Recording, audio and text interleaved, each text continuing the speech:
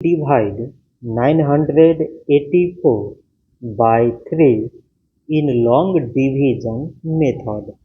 3 times 3 is 9. On subtracting we get 0.